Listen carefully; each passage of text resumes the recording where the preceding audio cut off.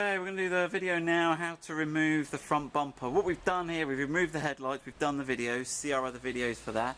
We've actually removed the whole right hand side of the screen as you're looking at it now, and we'll show you how to remove everything on the left hand, so obviously that'll make the video half as long for you.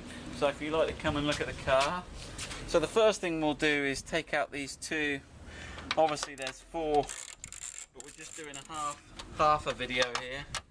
Taken the other half out already, and we've had this bumper off already, so some of these screws will be nice and loose and easy. Hope just to make it a shorter video for you guys, really.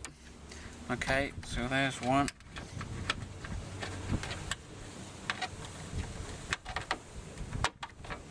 There's the second. Okay, put those to one side. Right then, now let's have a look. Where should we go next? Let's go and do the wheel arch, okay? So in the wheel arch we've got several screws. Right, if we swap sides, Tom, that might be easier. Okay, so we need to take this one out here, which is a cross head. Okay, so again, you might be better off with a stumpy screwdriver or a ratchet screwdriver there. And obviously we've got these loose already. Okay, so this one's a little bit different to the others. It's a sort of hybrid Torx and flathead bit there. Okay, so that's that. Right, now we need to remove, there's two, if I point to them both, behind the, so this is sort of almost next to the chassis leg. You've got two plastic nuts here, okay, which we need to remove.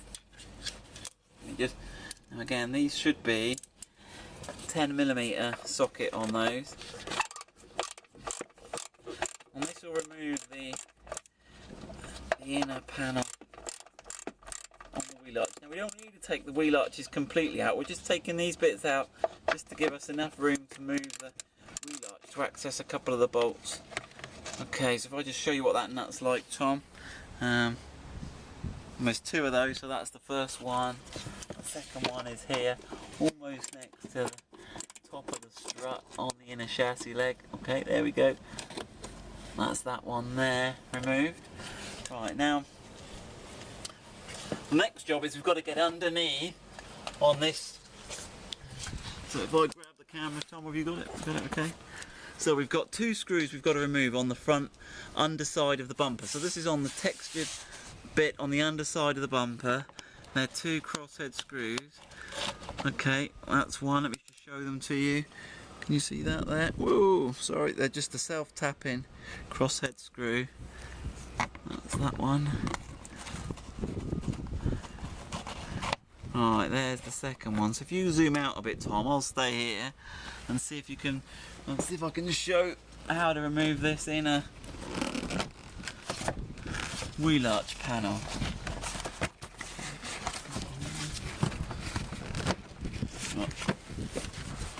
Probably better looking from the top of the wheel arch for this one. Right then. So we've got these panel here. If we remove it off the stud here, and it's interwoven on this front edge. I'll show you when I've got the panel out. Okay, so this is the panel we've just been removing. Okay, now the point to note here is that where this goes into the wheel arch, it goes in between this, so it goes sort of in front of this one, behind that one, and in front of that one. Okay, so that's that section removed. Okay, what that now allows us to do is to pull this front part of the wheel arch liner towards the wheel. Okay, so if you get in behind here and work this up, okay, that's as far as you can go with it, but that gives you access now in to get this bolt here. Now you can see the top of this bolt on here. We need to get this one out. Okay, so let me change my socket over quickly. Right, so if we go up through here, now it's a bit annoying because you think you can see it and you think you can get the socket to it, but you're better off coming up from behind here. Okay.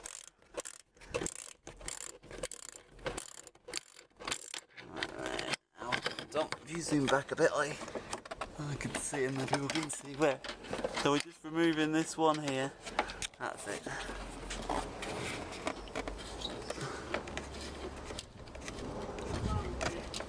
And here it comes.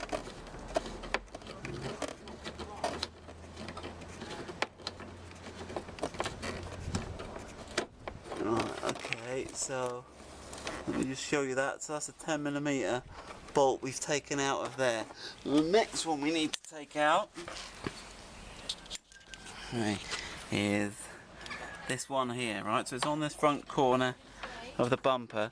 You can just about get a socket in against the top of the bumper, if you can see where that is. So it's just next to the headlight, where the headlight meets the bumper. Okay, right.